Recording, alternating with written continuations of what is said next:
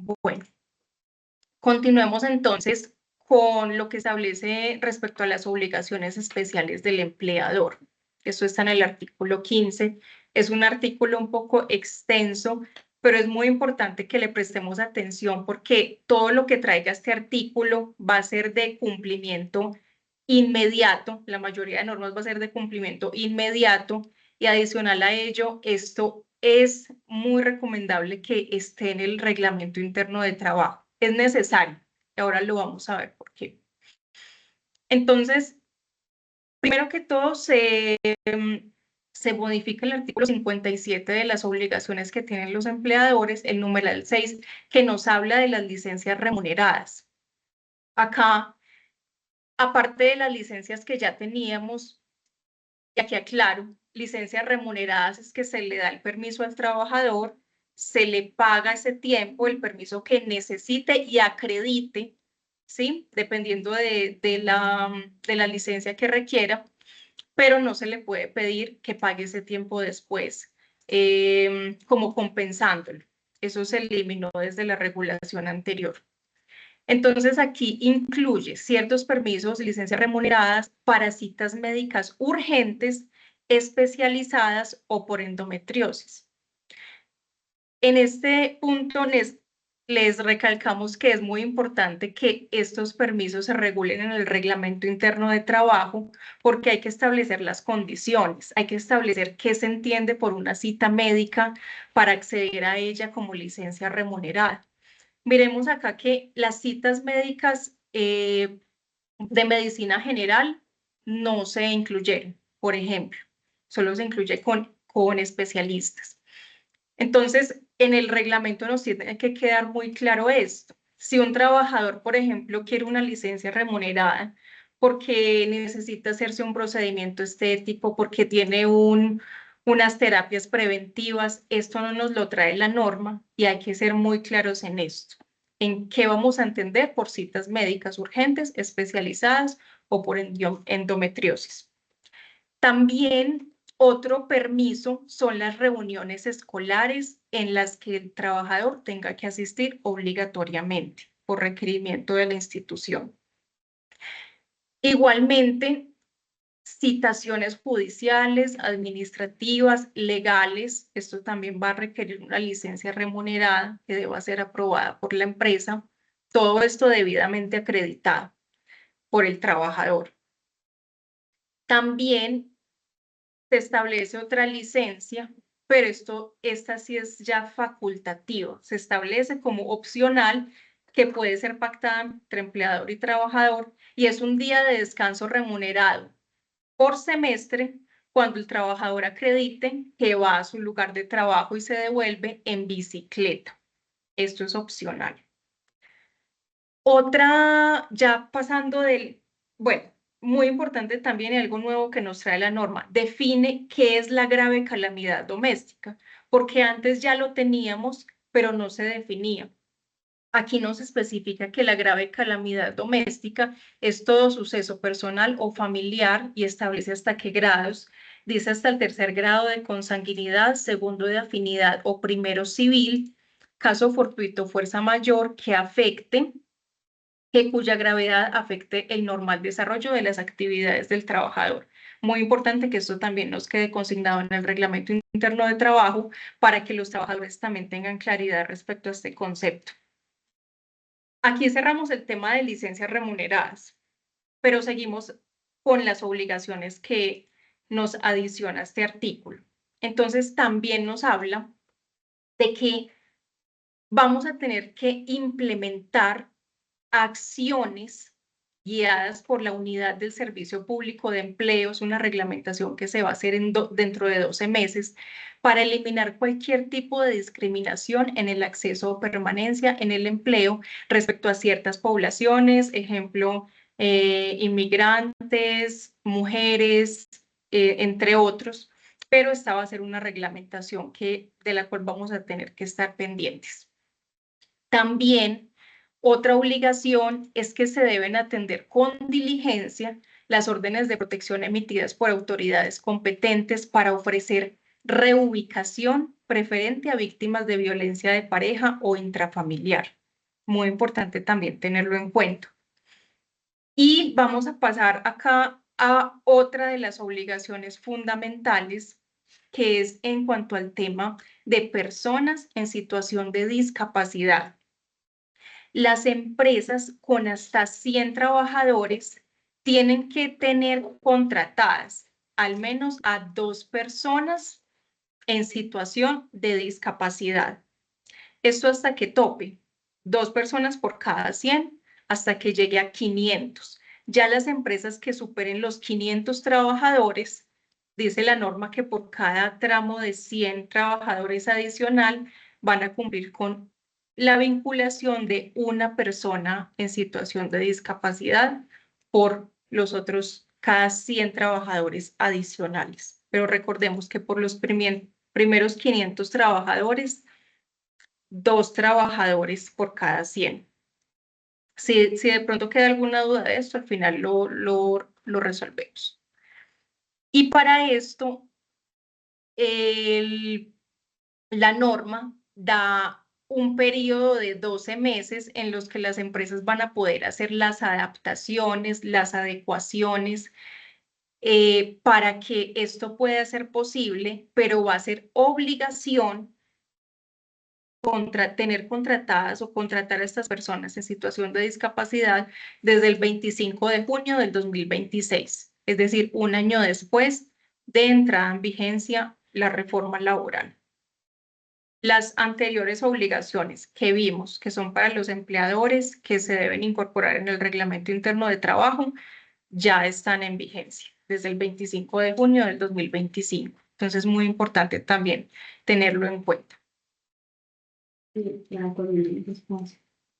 También, sí, aunado a esta obligación y a implementar un plan operativo que va a ser a un año, tienen las empresas, muy importante que adecuemos los espacios, los lugares de trabajo, cada sede que tenga la empresa debe estar adecuada para que se eliminen barreras para que las personas en situación de discapacidad puedan trabajar sin ningún obstáculo y también eliminando cualquier tipo de discriminación. Entonces se tienen que hacer todas estas adecuaciones que sean necesarias al respecto. Bueno, tenemos también el tema de medidas para la eliminación de la violencia, el acoso y la discriminación en el mundo del trabajo. Esta norma nos recopila lo que ya teníamos de la ley 1010 del 2006 sobre el acoso laboral, la ley 1257 de 2008, que ya trae el enfoque de género y las formas de violencia y discriminación contra las mujeres, y la ley, la más reciente, la ley 2365 del 2024, que ya está en vigencia y que a partir de esta norma, las empresas ya tienen que estar cumpliendo ciertas obligaciones. Esta norma, creo que en su artículo 11, nos trae taxativamente las obligaciones que tienen que cumplir respecto a qué, respecto a políticas que se tienen que adoptar para prevenir, atender y sancionar el acoso sexual en el contexto laboral.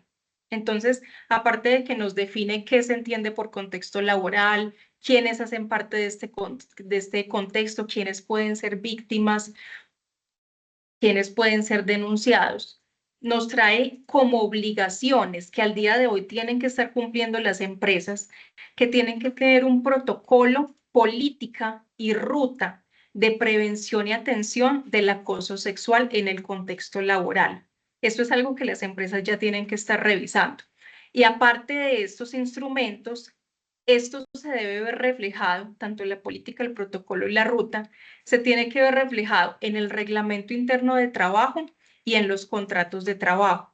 Entonces tenemos que estar muy pendientes y más porque el Ministerio del Trabajo ya empezó su auditoría, ya empezó a revisar el cumplimiento de estas normas. Es importante que ya se comience con esta implementación que recordemos la tenemos desde el año pasado. Y ahí es importante destacar que esto aplica para todas las empresas. A veces con ciertas regulaciones, por ejemplo, el RIT o determinadas obligaciones de materia laboral, la ley la restringe solamente para empresas que tengan determinado número de trabajadores.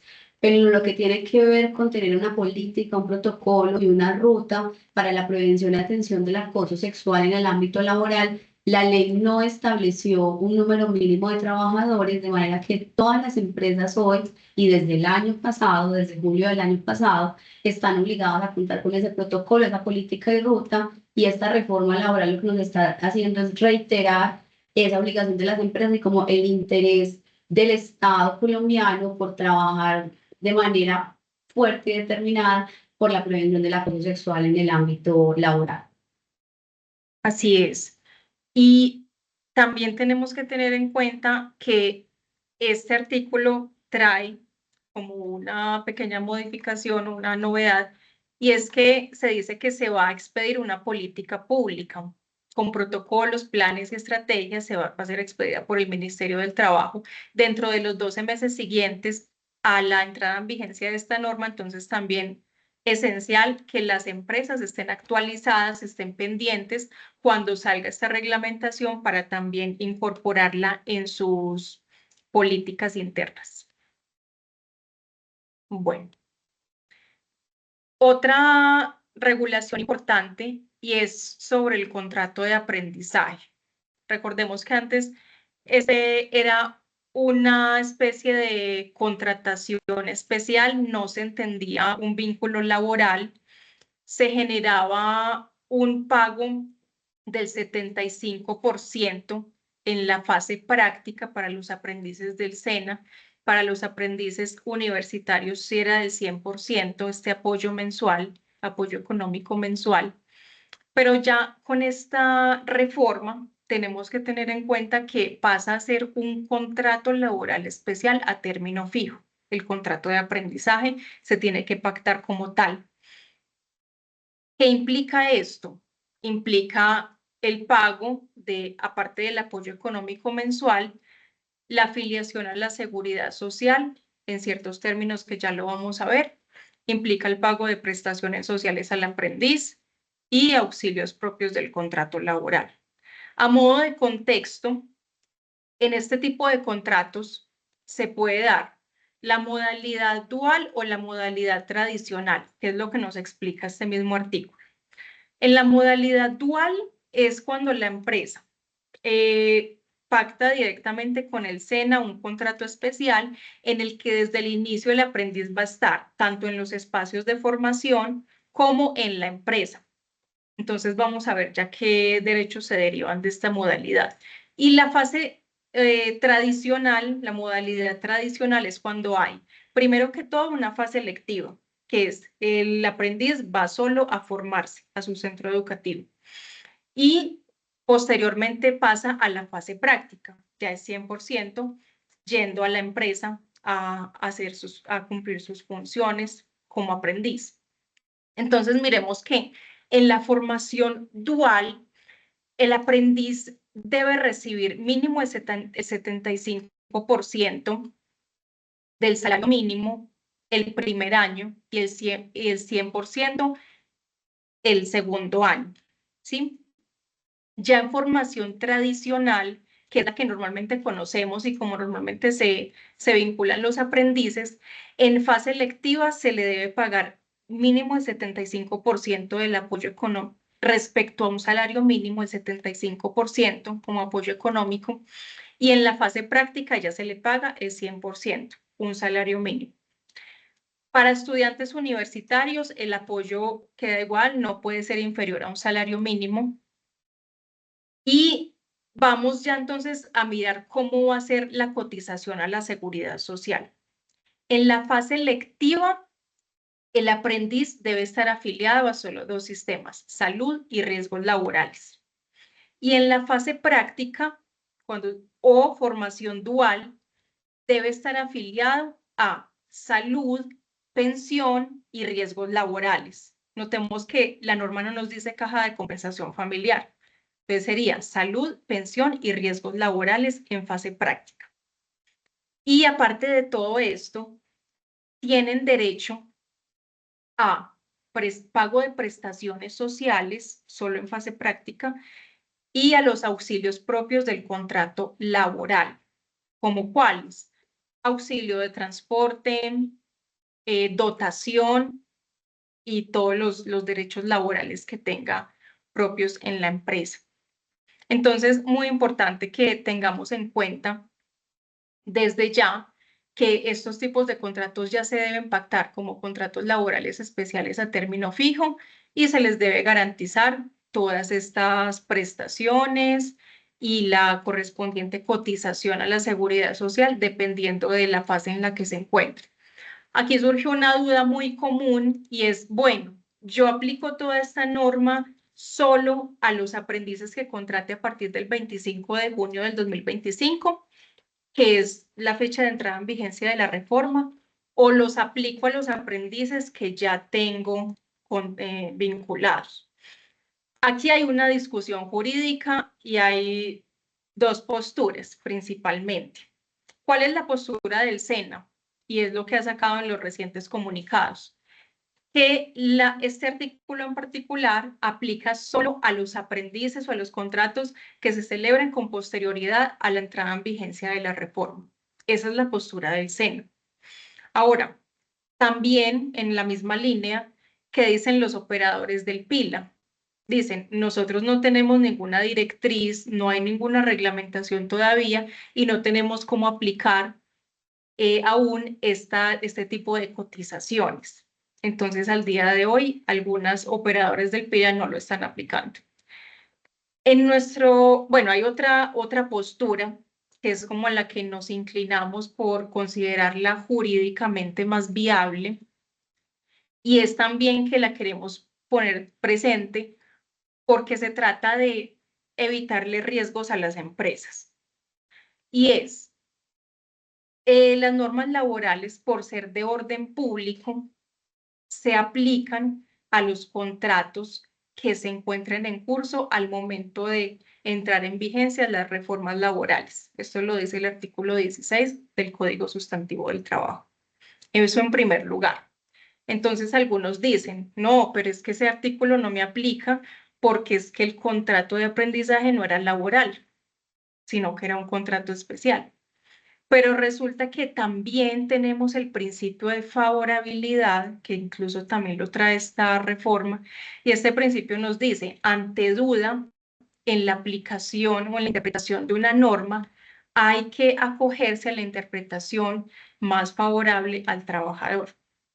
Por eso es que, evitándole riesgos a las empresas, decimos, es más viable aplicarle esta reforma a los aprendices que ya se encuentren vinculados con anterioridad para evitar riesgos. ¿Qué digo con riesgos? ¿A qué me refiero? A una demanda. Cuando un aprendiz termine su contrato, evitarnos demandas, evitarnos reclamaciones. Entonces, implementarla en la medida de lo posible, en lo que se pueda ir implementando mientras se expiden las regulaciones correspondientes. Ahí es bueno recordar cuáles son las empresas que están obligadas a contratar aprendices, porque no todas las empresas están obligadas, pero si tenemos más de 15 trabajadores vinculados, sí surge la obligación de contratar aprendices en Colombia.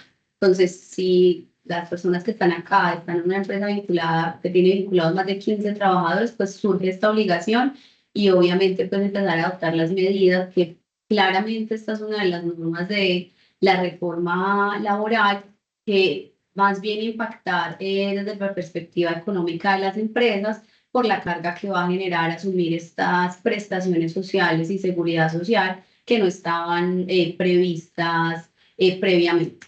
Pero entonces no para todas surge la obligación de contratar aprendices. Exactamente. Muy importante tener en cuenta también cuáles son las empresas que aplican a esta obligación, que sigue siendo igual a como lo teníamos antes. En conexidad con este tema tenemos lo que es la monetización de la cuota de aprendizaje, que es que se paga un valor mensual al SENA por cada aprendiz que no contrate la empresa.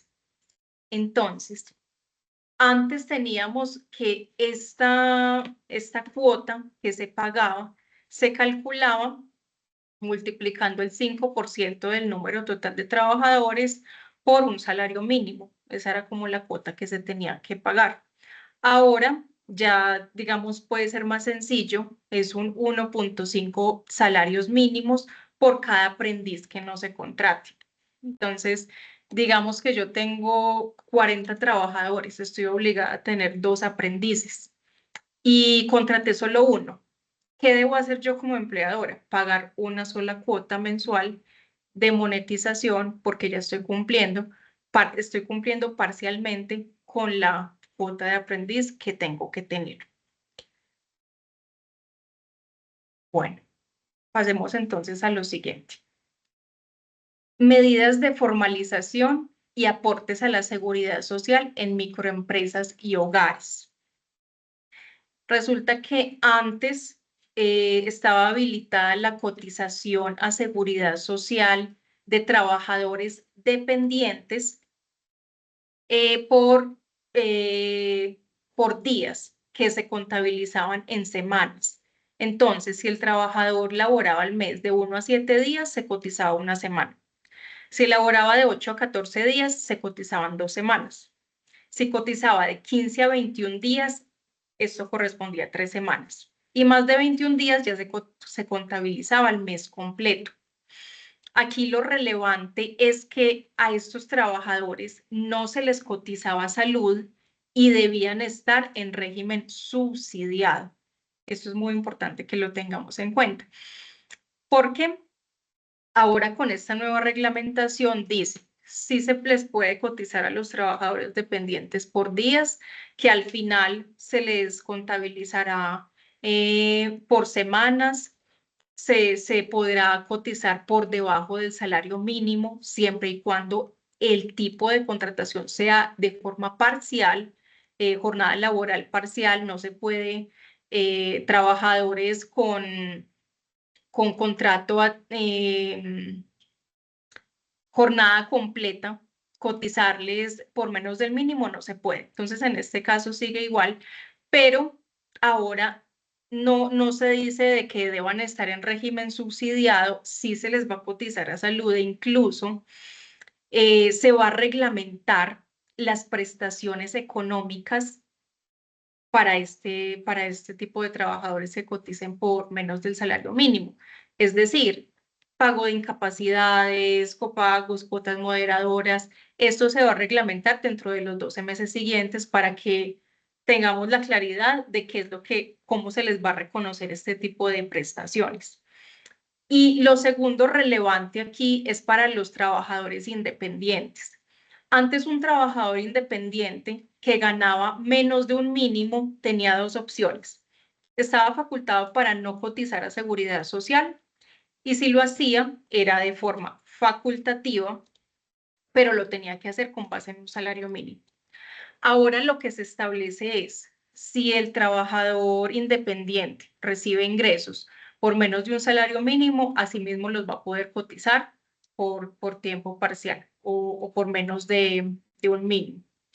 Y algo que deben tener en cuenta las microempresas es que para acogerse a este tema que ya se va a implementar en cuanto a pago parcial de seguridad social a trabajadores, es que deben cumplir ciertos requisitos. Deben estar inscritos en la Cámara de Comercio correspondiente.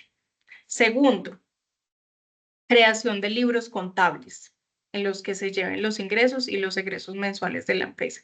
Y tercero, establecer un registro interno de los contratos laborales. Esto es fundamental. Y tener en cuenta que la UGPP va a hacer la fiscalización de que estas microempresas tengan la documentación organizada y los soportes de pago de seguridad social de toda su planta de personal. Pues esta disposición en realidad entra a de verdad hacer efectiva la posibilidad de lo que llamamos la cotización por días en Colombia. Porque, ¿qué pasaba? El decreto de la cotización por días existía hace mucho tiempo, pero la realidad era que una empresa que tuviera un trabajador que no trabajara la jornada completa para poder pagarle la seguridad social proporcional al tiempo laborado, necesitaba que esa persona no fuera, por ejemplo, beneficiaria de salud de su compañero o de sus padres. Con esta norma, pues ya le podemos pagar la EPS proporcional y esto es beneficioso para las empresas por una razón. Cuando nosotros contratamos un trabajador a tiempo parcial, podemos pagarle por debajo del mínimo, obviamente proporcional por el tiempo laborado, tanto el salario como las prestaciones sociales. Yo las puedo pagar proporcional legalmente, pero antes no podíamos pagarle proporcional a lo laborado la seguridad social. Entonces, esto sí es una de las grandes ventajas que trae esta reglamentación y nos puede bajar el costo de esos trabajadores que no ocupamos tiempo completo sin tener que pagar la seguridad social completa, que tiende a ser un rubro bastante significativo. Así es, muy, muy útil esta reglamentación. Bueno, una disposición también que está en el artículo 35 nos habla de la creación de un beneficio para la creación de nuevos empleos.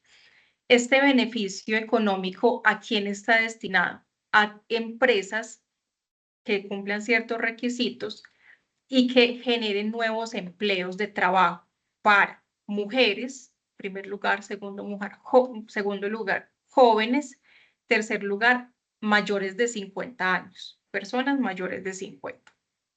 Entonces, ¿en qué va a consistir este beneficio? En hasta un 25% de un salario mínimo de forma mensual hasta por 6 meses, por cada nuevo empleo que cree la empresa. Esto no va a ser acumulable con otros subsidios nacionales para incentivar la contratación formal, porque sabemos que anteriormente se han sacado ya otros subsidios. Esto no va a ser acumulable. Por cada empleado se va a otorgar una sola vez el subsidio. Esto quiere decir que si al trabajador lo contrata una empresa y esta empresa reclama el subsidio y después se va para otra, ya no, por ese trabajador ya no se va a causar un subsidio adicional. Y tenemos que tener en cuenta que el Ministerio del Trabajo va a expedir un manual operativo en el que va a sacar los calendarios de postulación y todos los detalles de este mecanismo, como lo ha hecho anteriormente con otros incentivos. Muy importante entonces que las empresas que quieran postularse cuando se abra esta etapa son para empresas que tengan hasta 50 empleados al momento de postularse, o que si tienen más de 50 empleados tengan ventas igual o menor al IPC de los últimos 2 años. Muy importante tener en cuenta esto. Lo segundo es que hayan creado realmente empleos nuevos para este tipo de poblaciones que ya mencionamos, es decir, que la planta de personal sí haya representado un aumento, un incremento. Y también los trabajadores, bueno, deben estar afiliados al sistema, haber cotizado por al menos 6 meses con base en mínimo, un salario mínimo, y que no tengan novedades superiores a 15 días en el mes de solicitud, novedades de licencias no remuneradas o de suspensión del contrato. Y también van a tener que presentar a dónde se van a postular. Van a presentar la solicitud ante la entidad financiera donde tengan un producto de depósito, van a presentar el RUT actualizado y tienen que estar al día en los aportes a seguridad social de todos sus trabajadores. Esto es importante. También en esta línea pasamos a otro tipo de incentivo y es el programa de primer empleo y programa de último empleo. Este artículo 43 ordena la creación de estos dos programas que deben implementarse dentro de los 6 meses posteriores a la entrada en vigencia. Eso está a cargo del Ministerio del Trabajo en coordinación con otro ministerio. Aquí lo que hay que decir es, bueno, el primer programa de primer empleo aplica con incentivos a empresas que contraten jóvenes recién graduados de instituciones de educación media, instituciones de educación superior. Y el segundo programa de último empleo van a haber incentivos para empresas que contraten mujeres mayores de 50 años y hombres mayores de 55 años. Entonces, las empresas deben estar muy atentas porque dentro de los 6 meses siguientes vamos a estar teniendo estos programas, los requisitos y las fechas de postulación.